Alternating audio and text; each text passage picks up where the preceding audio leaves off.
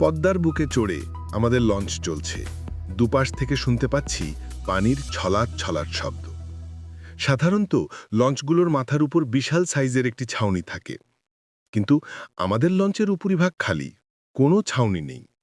আকাশটা একদম উদম, তার উপরে তারা নক্ষত্র ভর্তি সুবিশাল আকাশ, নিচে আছে স্রোতস্বিনী পদ্মা। চাঁদের প্রতিফলিত আলোতে নদীর পানি ঝিকমিক ঝিকমিক করছে। সে এক অদ্ভুত সুন্দর দৃশ্য। আমরা যাচ্ছি রসুলপুর গ্রামে, বরিশাল জেলার মেহেন্দিগঞ্জ উপজেলার প্রত্যন্ত একটি গ্রাম। সাজিদির অনুরোধ, এবারের কোরবানির ঈদটা তার সাথে তাদের বাড়িতে করতে হবে, তাই যাওয়া। তাছাড়া যখন শুনলাম পদ্মা মেঘনার সঙ্গমস্থলের উপর দিয়ে যাওয়া হবে, তখন আর লোভ সামলানো গেল না। আমি এর আগে কখনো এই দুই নদীকে সচক্ষে দেখিনি, তাই বিনা অজুহাতে তার প্রস্তাবে রাজি হয়ে গেলাম। লঞ্চে আমরা তিনজন মাত্র মানুষ, আমি, সাজিদ এবং একজন চালক। মধ্যবয়স্ক এই লোকটার নাম মোহাব্বত আলী। যারা নৌকা চালায় তাদের মাঝি বলা হয়, যারা জাহাজ চালায় তাদের বলে নাবিক, যারা লঞ্চ চালায় তাদের কি বলে আমি জানি না। মোহাব্বত আলী নামের এই লোক লঞ্চের এক মাথায় জড়সড় হয়ে বসে বসে ঝিমুচ্ছে। মাঝিদের মতো তার বৈঠা চালানোর চিন্তা নেই, তেলের ইঞ্জিন। আমি আর সাজিদ লঞ্চের একেবারে মাঝখানে বসে আছি। একটি চাদর পাতা হয়েছে, সাথে আছে পানির বোতল, চীনাবাদাম, ভাজা মুড়ি, মাথার উপরে আকাশ। হঠাৎ করে আমার তখন মানিক বন্দ্যোপাধ্যায়ের পদ্মা নদীর মাঝি উপন্যাসটির কথা মনে পড়ে গেল। আমি সাজিদকে প্রশ্ন করলাম, তুই কি মানিকদার পদ্মা নদীর মাঝি পড়েছিস? সাজিদ বলল, হুম। আমিও কতবার পড়েছি এই উপন্যাস। সব চরিত্রগুলোর নাম আমার ঠিক মনে নেই, তবে উপন্যাসের নায়কের বউটা ল্যাংড়া ছিল এবং নায়কের সাথে তার শালিকার প্রেম ছিল। এই ঘটনাগুলো আবছা আবছা মনে করতে পারি। আমি সাজিদকে বললাম, হঠাৎ উপন্যাসে চলে গেলি কেন? না, এমনি। এইটুকু বলে দুজনে খানিকক্ষণ চুপচাপ ছিলাম। এরপর আমি জিজ্ঞেস করলাম, আচ্ছা, ওই উপন্যাসের কোন চরিত্রটি তোর কাছে সবচেয়ে ইন্টারেস্টিং লেগেছে? আমি ভাবলাম সাজিদ হয় উপন্যাসের নায়ক কিংবা নায়কের শালিকার কথাই বলবে, কিন্তু সাজিদ বলল, ওই উপন্যাসে ইন্টারেস্টিং ক্যারেক্টার আছে কেবল একটাই, সেটি হলো হোসেন মিয়া। আমি খানিকটা অবাক হলাম কারণ সাজিদ এই প্রশ্নের উত্তর দিতে এক সেকেন্ডও ভাবেনি। আগে পড়া একটি উপন্যাস থেকে সে এমন একটি ক্যারেক্টারের নাম বলছে যেটি উপন্যাসটির কোনো মূল চরিত্রের মধ্যেই পড়ে না। হোসেন মিয়া নামে এই উপন্যাসে কোনো চরিত্র আছে সেটি আমি ভুলেই গিয়েছিলাম। আমি জিজ্ঞেস করলাম, হোসেন মিয়া নায়কটা নয় কেন? সাজিদ বলল, কুবের মাঝির মতো কত কত শত মাঝি পদ্মা পারে অহরহ দেখা যায়, যাদের ঘরে মালার মতো একটি খোঁড়া পাওয়ালা কিংবা অন্ধ স্ত্রী আছে, আছে ৩-৪টে করে পেটুক সন্তান, আছে কপিলার মতো সুন্দরী শালিকা, তাদের মাঝেও পরকীয়া আছে, দৈহিক সম্পর্ক আছে।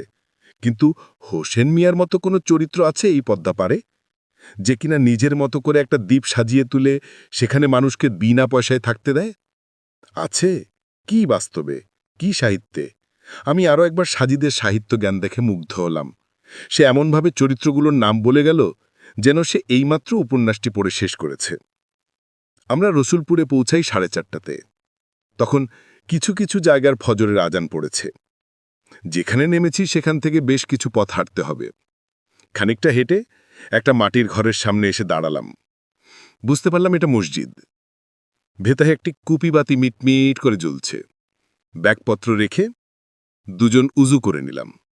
মসজিদে মানুষও আমরা 3 জন। আজব, 3 সংখ্যাটা দেখলে একদম পিছু ছাড়ছে না। লঞ্চেও ছিলাম আমরা 3 জন, মসজিদে এসেও দেখি আমরা 3 জন। নামাজ শেষ হয়েছে একটু আগে। আমরা বসে আছি মসজিদের বারান্দায়। একটু আলো ফুটলে বেরিয়ে পড়ব। ইমাম সাহেব আমাদের পাশে বসে কোরআন তেলাওয়াত করছেন। মাঝারি বয়স, দাড়িতে মেহেদি লাগিয়েছেন বলে দাড়িগুলো লালচে দেখাচ্ছে। উনি সূরা আর রহমান তেলাওয়াত করছেন। আর রহমান তেলাওয়াত করে উনি কোরআন শরীফ বন্ধ করলেন। বন্ধ করে কোরআন শরীফের 2টি চুমু খেলেন। এরপর সেটাকে একবার কপালে আর একবার মুখে লাগিয়ে কি কাপড় দিয়ে পেঁচিয়ে একটা কাঠের তাকে তুলে রাখলেন। আমরা লোকটার দিকে তাকিয়ে আছি। লোকটা আমার দিকে ফিরে বললেন, আপনারা কি শহর হইতে আইছেন? সাজিদ বলল, জি। আপনারা কি লেখাপড়া করেন? সাজিদ আবার বলল, জি। মাশাল্লাহ মাশাল্লাহ, আপনারা শহরের পইরাও বিগড়ায়ে যান নাই। শুকুর আলহামদুলিল্লাহ। লোকটার কথা আমি ঠিক বুঝিনি। সাজিদ বুঝেছে। সে জিজ্ঞেস করল, চাচা, শহরে পড়াশোনা করলে বিগড়িয়ে যায়, আপনাকে কে বলল? লোকটা হঠাৎ গম্ভীর মুখ করে বলল, হেই আবার কেডায় কইবে বাপ, মোর গড়েই তো জন্মাইছে একখান সাক্ষাৎ ইবলিস। কিরকম? সাজিদের প্রশ্ন। মোর এক কুয়ায় পুলা, পড়ালেখা করতে পাঠাইলাম ঢাকা শহরে। হেইনে যায়া কি যে পড়ালেখা করছে, এখন কয় আল্লা বিল্লা কইয়া বলে কিচ্ছু নাই। এই যে এখন তো বাড়িতে আইছে, আইয়া কইতেছে কি বুঝছেন? কয় বলে কোরবানি দিয়া মোরা পশু হত্যা করি, এইগুলা বলে ধর্মের নাম ভাইঙ্গা খাউনের ধান্দাহরি মোরা। কিরপি কাজে এডারে ঢাকায় পড়তে পাঠাইলাম বাপ, হালুডি হরাইলে আজ এই দিন দেখা লাগতে না। লোকটার সব কথা আমি বুঝতে পারিনি, তবে এইটুকু বুঝেছি যে লোকটার ছেলে ঢাকায় পড়ালেখা করতে এসে নাস্তিক হয়ে গেছে। সাজিদ বলল, আপনার ছেলে এখন বাড়িতে আছে? হ। সাজিদ আমার দিকে ফিরে বলল, দেখছস, মেঘনার এত বড় বুকেও কিন্তু নাস্তিকদের বসবাস আছে। সিদ্ধান্ত হলো ছেলেটার সাথে দেখা করে যাব। সকাল ৯টায় ছেলেটার সাথে আমাদের দেখা হলো। বয়সে আমাদের চেয়ে ছোট হবে। জিজ্ঞেস করে জানলাম ছেলেটা জাহাঙ্গীরনগর বিশ্ববিদ্যালয় বাংলা বিষয় নিয়ে পড়ছে, ফার্স্ট ইয়ারে। নাম মোহাম্মদ রফিক। সাজিদ রফিক নামের ছেলেটার কাছে জিজ্ঞেস করল, কোরবানি নিয়ে তোমার প্রশ্ন কি? ছেলেটা বলল, এইটা একটা কুপ্রথা, এভাবে পশু হত্যা করে উৎসব করার কোনো মানে হয়? সাজিদ বলল, তুমি কি বিজ্ঞান সম্পর্কে কিছু জানো? ছেলেটা চোখ বড় বড় করে বলল, আপনি কি আমাকে বিজ্ঞান শিখাচ্ছেন নাকি? ইন্টারমিডিয়েট লেভেল পর্যন্ত আমি বিজ্ঞানের ছাত্র ছিলাম। তা বেশ, খাদ্য শৃঙ্খল সম্পর্কে নিশ্চয়ই জানো? জানি, জানব না কেন? খাদ্য শৃঙ্খল হল প্রকৃতিতে উদ্ভিদ ও প্রাণীর মধ্যকার একটি খাদ্য জাল। যেসব উদ্ভিদ সূর্যের আলো ব্যবহার করে নিজের খাদ্য নিজে তৈরি করে নেয়, তাদের বলা হয় উৎপাদক। এই উৎপাদককে বা উদ্ভিদকে যারা খায় তারা হচ্ছে প্রথম শ্রেণীর খাদক। মশাই, আমি এসব জানি, আপনার আসল কথা বলুন। ছেলেটার কথার মধ্যে কোনো রকম আঞ্চলিকতার টান নেই, তাই বুঝতে অসুবিধা হচ্ছে না। পাশ থেকে ছেলেটার বাবা বলে উঠলেন, হেরা বয়সে পোলাংতর সায় বড় হইবে, মা ইজ্জত দিয়ে কথা কইতে পারো না।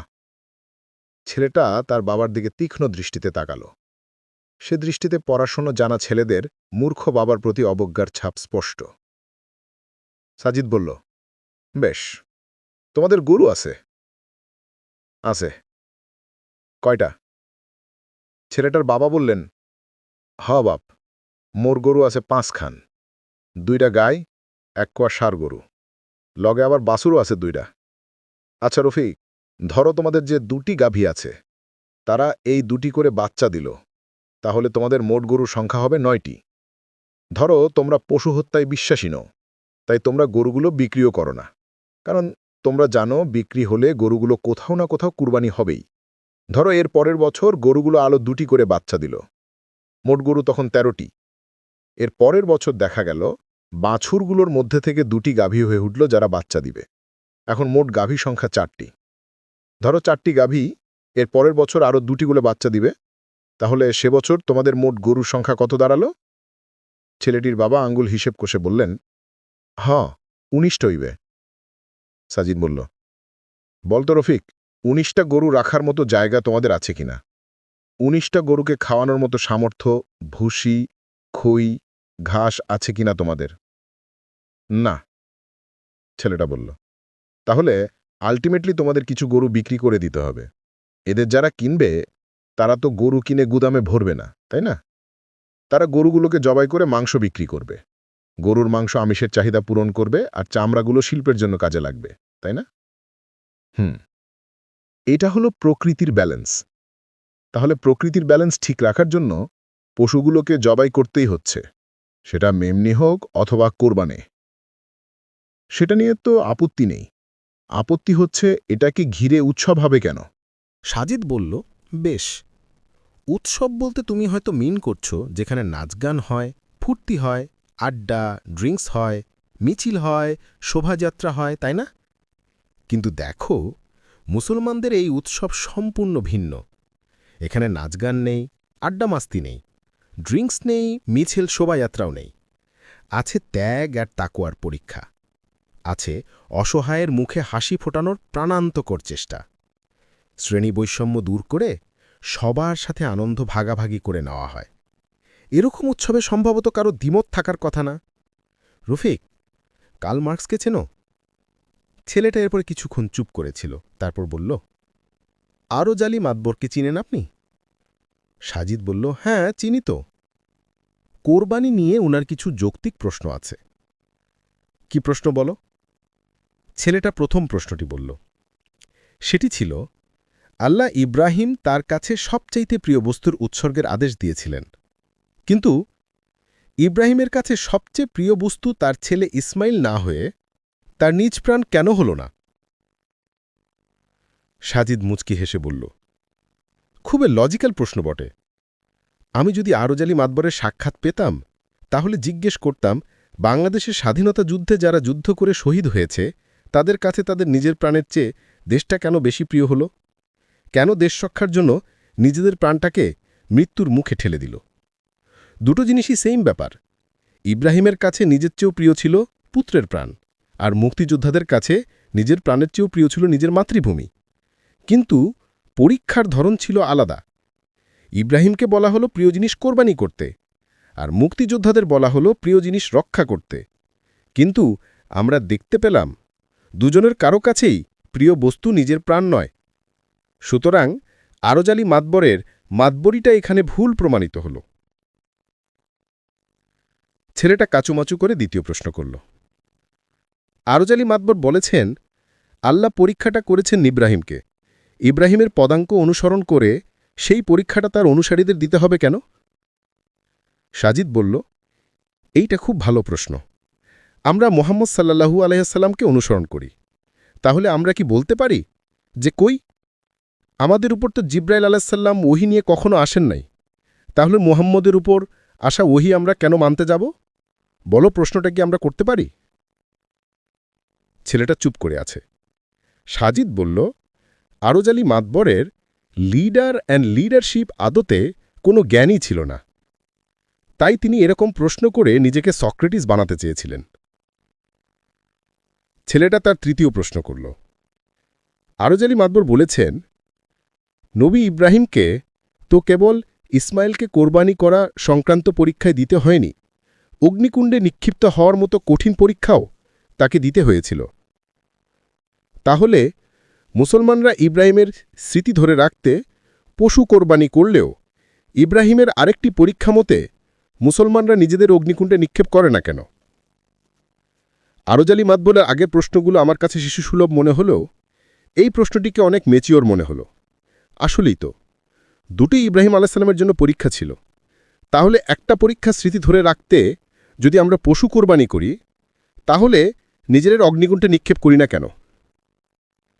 পদ্মা থেকে শা শা করে বাতাস আসতে শুরু করেছে। সাজিদ বলল, রফিক, তার আগে তুমি আমার একটি প্রশ্নের উত্তর দাও। তুমি কি শেখ মুজিবকে ভালোবাসো, তার আদর্শকে? ছেলেটা বলল, অবশ্যই। তিনি না হলে তো বাংলাদেশের অস্তিত্বই থাকত না। তিনি আমাদের জাতির পিতা। তুমি ঠিক বলেছ, শেখ মুজিব না হলে বাংলাদেশ হয়তো কোনোদিনই স্বাধীন হতো না। সে যা হোক, শেখ মুজিবকে জীবনের দুটি বড় ধরনের পরীক্ষার মুখোমুখি হতে হয়েছিল। প্রথমে একটা দেশকে স্বাধীন করার লড়াইয়ে সামনে থেকে নেতৃত্ব দেওয়া, দ্বিতীয়ত সপরিবারে খুন হওয়া। আমি কি ঠিক বললাম না রফিক? এখন তুমি শেখ মুজিবের আদর্শ বুকে ধারণ করো। তুমি ৭১-এর চেতনায় বুলিয়ান ভাবো। তুমি ৭ই মার্চের বিশাল মিছিলে যোগদান করো। ১৬ই ডিসেম্বর সভা সমাবেশে জয় বাংলা জয় বঙ্গবন্ধু বলে স্লোগান দাও। কিন্তু ১৫ই আগস্টে রাস্তায় বেরিয়ে কোনোদিন বলেছ যে, হে মেজর ডালিমের বংশধর, হে খন্দকার মোস্তাকের বংশধর, তোমরা কে কোথায় আছো, এসো আমাকেও মুজিবের মতো সপরিমায়ের খুন করো? বলো কি? আমি সাজিদের কথা শুনে হো হো করে হাসা শুরু করলাম। ছেলেটার মুখ তখন একেবারে ফ্যাকাশে হয়ে গেছে। সাজিদ আবার বলতে শুরু করল, তুমি এটা বলো না। শেখ মুজিবের আদর্শ বুকে ধারণ করে এরকম কেউই এটা বলবে না। যদি কেউ এরকম বলে, তাহলে তাকে মানুষ বলবে, কি ব্যাপার, লোকটাকে কি ভাদ্র মাসের কুকুরে কামড়িয়েছে নাকি? সাজিদের কথা শুনে রফিকের বাবাও হাহা করে হাসতে লাগল। ছেলেকে পরাজিত হতে দেখে পৃথিবীর কোন বাবা এত খুশি হতে পারে? এই দৃশ্য না দেখলে বুঝতামই না। আমরা রসুলপুরের দিকে হাঁটা ধরলাম। পদ্মাপাড়ের জনবসতিগুলো দেখতে একেবারে ছবির মতো। নিজেকে তখন হোসেন মিয়ার ময়নাদ্বীপের বাসিন্দা মনে হচ্ছিল। আর সাজিদ, তাকে আপাতত হোসেন মিয়ারূপেই ভাবতে পারেন।